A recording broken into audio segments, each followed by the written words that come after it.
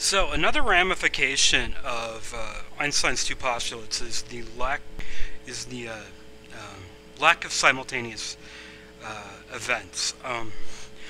What I mean by that, and it turns out that an event is only simultaneous in a particular reference frame, not in all reference frames. Okay, so once again we go back to Einstein's trains. Keep stepping on things.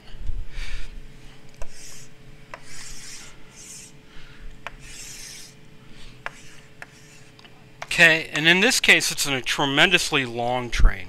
Imagine that it's, massive, maybe several miles in length. And inside this train we have a device that's going to create a flash. That flash,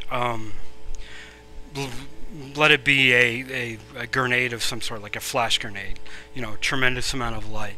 And at both ends of that train are two light clocks. Okay?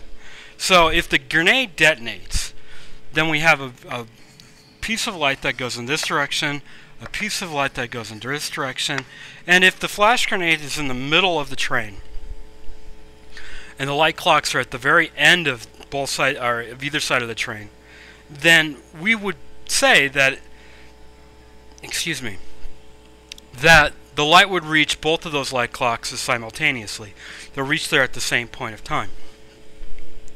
So looking at that, you would see that, mind you, it took a few seconds for it to hit here and to hit here. Here's my clock. But it turns out that we're like, oh, look, it's the exact same passage of time occurs if you take the point of view of inside the train.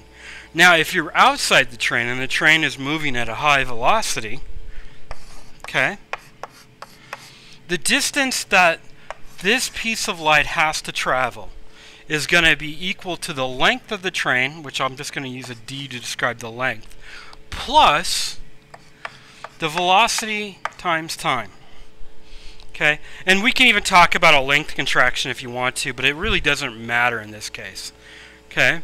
So the distance that light is going to travel is the distance of the train plus velocity times time, which means that the train is moving in this direction. So a second later, that light clock is no longer here. It's at this point. Okay?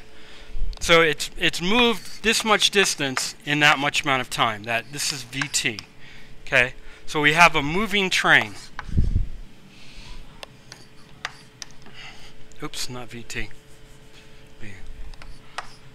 So in 1 second that light clock is down at this point. Well, at this end, this light clock has moved in this direction. So that means that the distance that light has to travel is this, which is going to be half the length of the train, which we're calling d, minus Vt. So from a point of view, the person outside of the train, this one experiences a small passage of time, where this one experiences a large passage of time. Okay?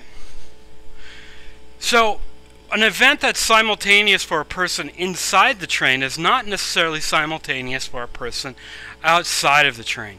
Okay? The traditional, the classical way of looking at it would say, well, if light is traveling in this direction, then the speed of light would be the original speed of light plus the velocity times the time. Or not times time. The classical point of view would say that that's the speed of light. And in this point of view, the speed of light would be the speed of light minus the velocity times the time. So it turns out, in the classical point of view, regardless of your reference frame, the event would be simultaneous. But using the relativistic point of view, in that the speed of light is always the speed of light, we destroy this thing of simultaneous interaction, the simultaneous events, sorry, not interactions. So the event is no longer simultaneous in this person's point of view. This one sees the light reach the clock much sooner than the light reaches this clock. Okay?